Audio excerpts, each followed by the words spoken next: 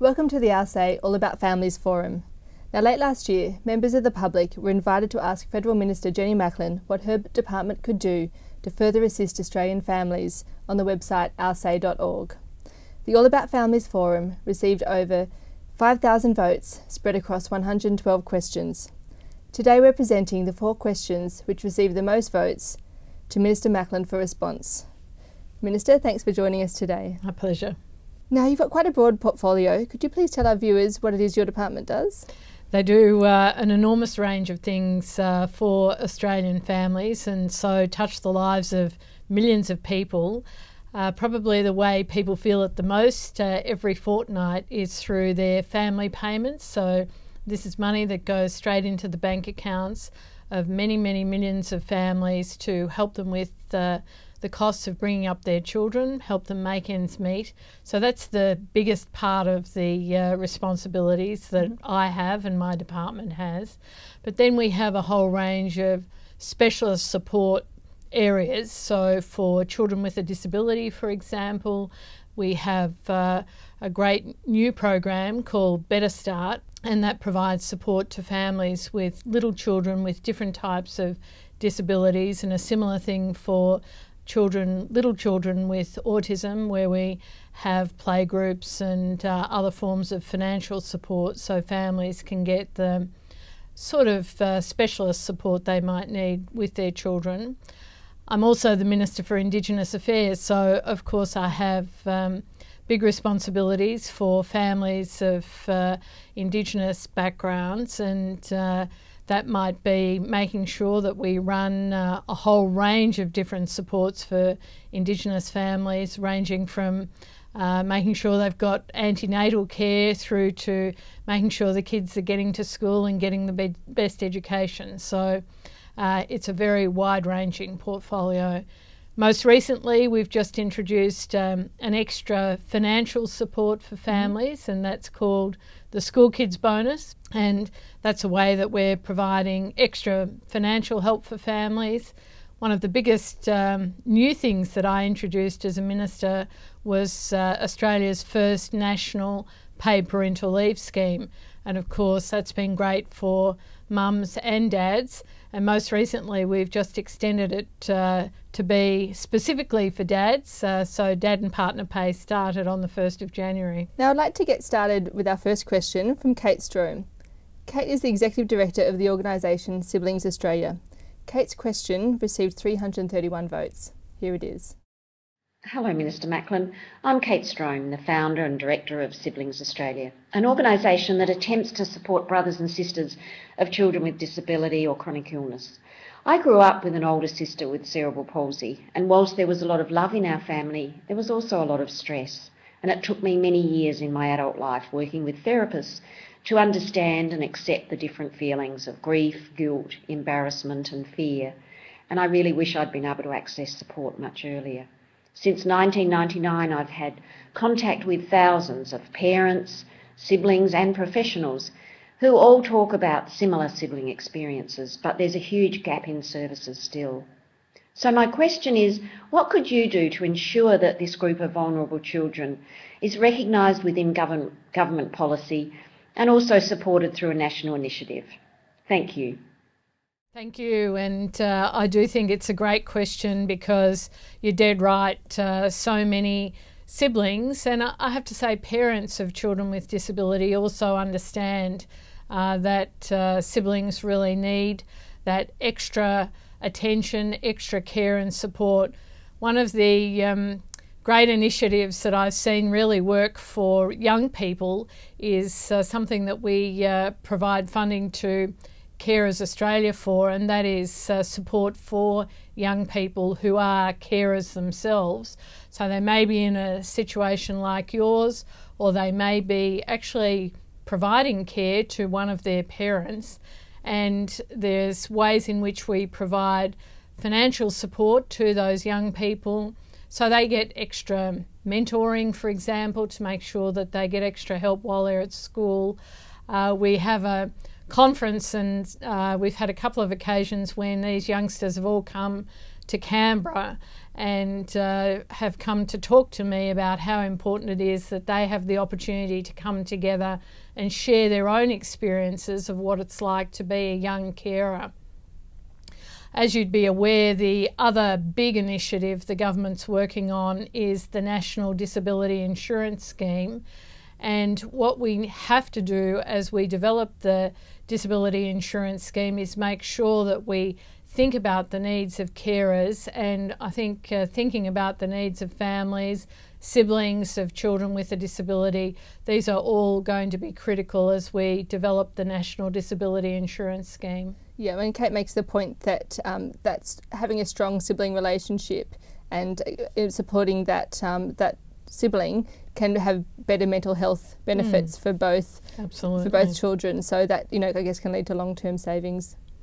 Well, and I think as she's also talked about in her question, she's really needed to pursue these issues herself, and so we've also got to make sure that the mental health and counselling supports are available so that when she was ready to talk about those matters, she was able to access the services that she needed to.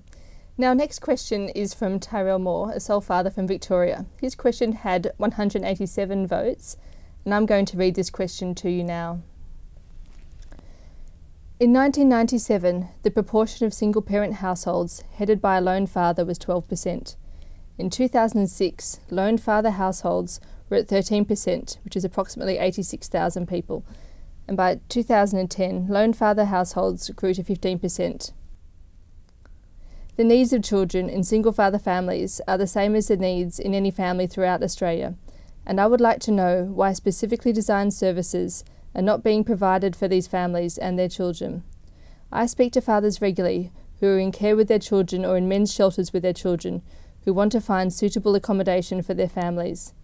My uncle became a single father in the early 70s, and with what I have told him regarding the trouble I have had, nothing has changed much to this day. What I'd like to say in response is that we are very aware that it is critical to have both emergency services for people who are escaping violence, but also to make sure that we have ongoing supports for people. So as I'm sure you're aware, there are a number of online services. So there's a service called, it used to be called Men's Line, and some of the viewers today may still know it as Men's Line or On the Line. There are also a couple of men's groups that we provide financial support to, Dads in Distress and Lone Fathers, and both of those organisations provide very important support to dads who are on their own. The particular point that you make about needing accommodation is one that's well made, and of course our government's put an enormous amount extra into services for people who are homeless, and we are particularly aware that what we need to do is expand and continue to expand the availability of services for families that are homeless. I think the traditional view of people who are homeless still tends to be that they're single men. I think we all understand that sadly it is often the case that it's mothers or fathers. Sometimes it's whole families of mums, dads and kids who can find themselves without a home. We are providing additional accommodation for families when they're in that situation, but we're also, we've just about completed the construction of around 19,000 additional extra social housing units. So we haven't seen that sort of addition to the social housing numbers really since the 1950s. So it's been a very, very significant boost to the social housing numbers. What about emergency accommodation? Because Tara makes the point that he had to leave his home because of a domestic violence incident and there was nowhere suitable to take his child. The men's refuges for homeless men are just not suitable for a man with his young daughter. So that's right. And so that's why in the expansion of homelessness services, which this government's put in place, we're trying to really broaden the type of emergency accommodation. But you can't just do that. You need emergency accommodation for when people are leaving home, fleeing violence. That's absolutely right. But you also then need a place for that family to go and settle in, and having this very significant expansion of social housing's also been very important. Our third question today is from Emma King, CEO of the Early Learning Association of Australia. This is her question, which had 694 votes. My name's Emma King. I'm the CEO of Early Learning Association Australia. Children who start school from behind are rarely likely to ever catch up. Research is compelling for the investment in high quality early childhood education, particularly for children from vulnerable families. For every $1 spent, society has a return of $17, particularly in respect to health, welfare and the justice system.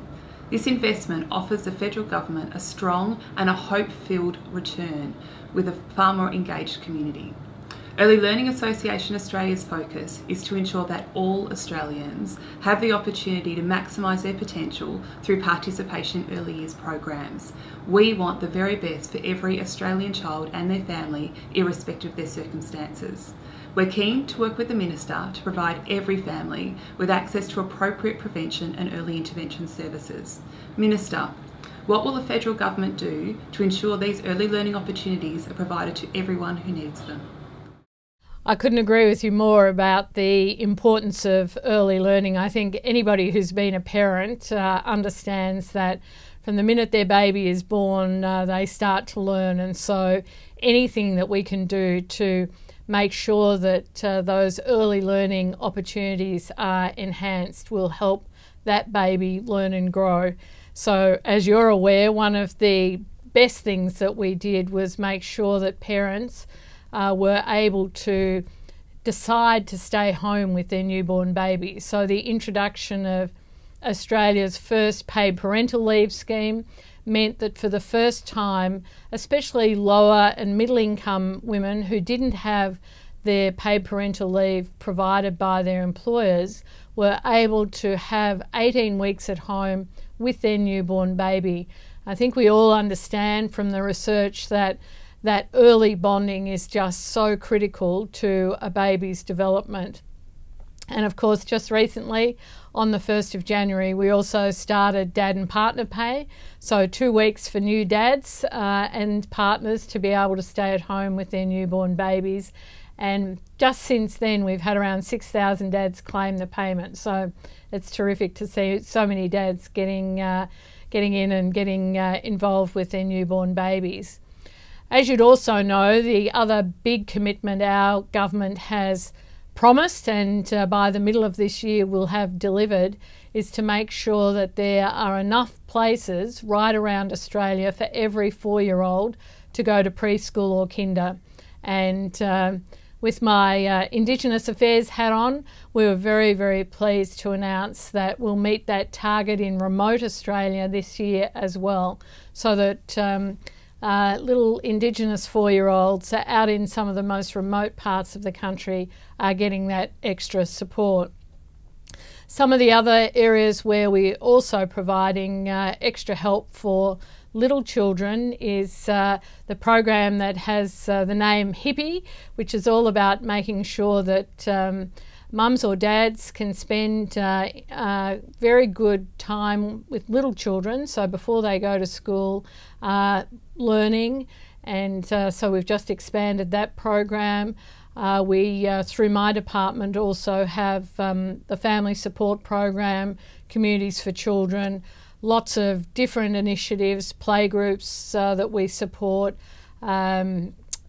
support for very vulnerable families to make sure that maybe where a family's separated, mum or dad can get the intensive support they need. So there's a wide range of initiatives because it really is very, very well known now that early intervention works.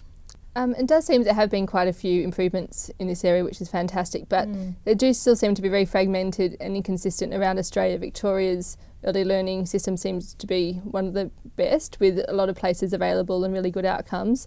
But in other places, for example Sydney, parents struggle to access preschool which is close to their home or to their workplace.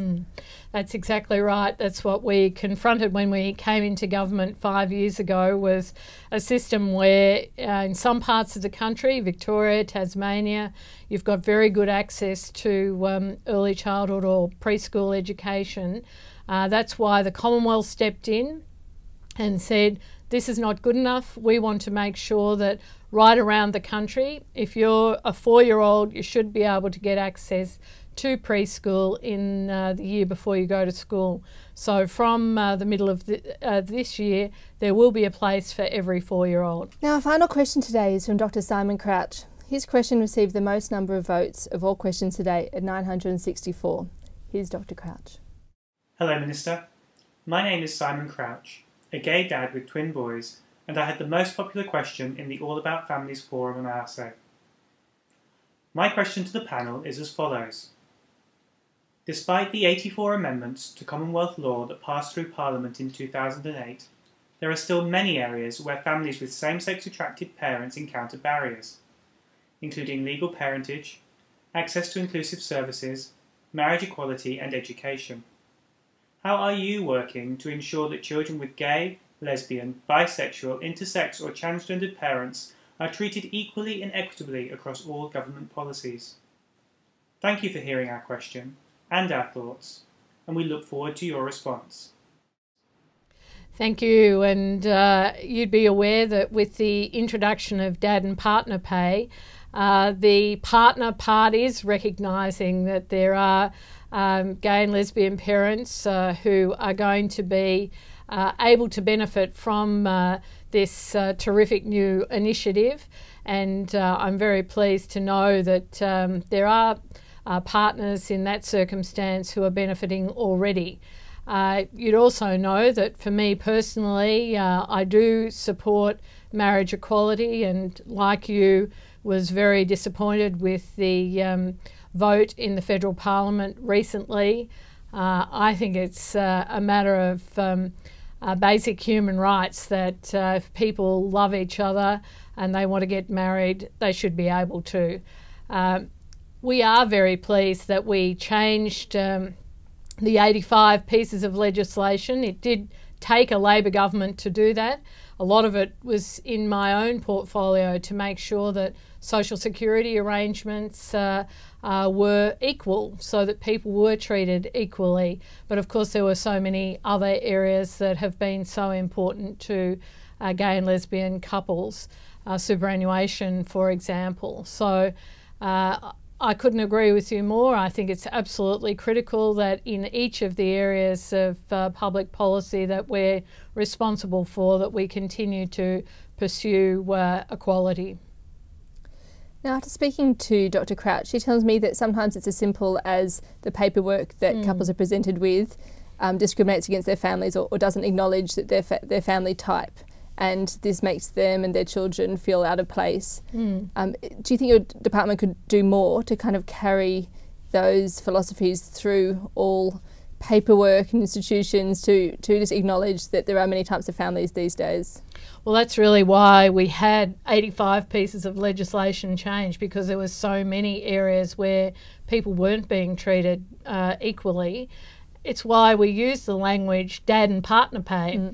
But if people have got other examples where we could improve, I'm sure my department would be all ears, as I am. And I'd like to ask you a few more questions relevant to Australian families, starting with the school kids bonus. Tony Abbott has said that this payment is about politics and not education. If he wins the next election, he wants to scrap it. What do you say to that? Well, I think that just demonstrates how out of touch he is with the needs of Australian families. Having spoken myself with many families who received the money in January and were out at Officeworks or other stores buying the things their kids need for school, they appreciate this extra help. So parents received $410 for each child in primary school, $820 for each child in secondary school. They receive half in January, the other half in the middle of the year. And parents understand that every time they need to buy their kids something for school, need to get new shoes, buy something extra for the uniform as their children grow, this money is coming from the government to help them. And Tony Abbott just, I think, doesn't seem to get it, doesn't seem to understand that parents need this extra support. Now, a very emotive issue for many of the parents on Essential Baby and elsewhere is that of the National Disability Insurance Scheme. How is progress going? What will happen to this initiative if Labor loses the next election? Well, I hope we will see the National Disability Insurance Scheme continue to be implemented. Of course, we hope to win the next election, and I hope to be able to continue to deliver the National Disability Insurance Scheme. But the good news is the legislation is in the Parliament right now. I expect it will go through the Parliament, the House and the Senate, in the next few weeks. So the legislation will be established. We'll have more funding in the coming budget. It will actually start in 5 different parts of Australia from the 1st of July. So take the Hunter region in New South Wales, around Newcastle, around 10,000 people will be part of the start, or what we call the launch, of the National Disability Insurance Scheme.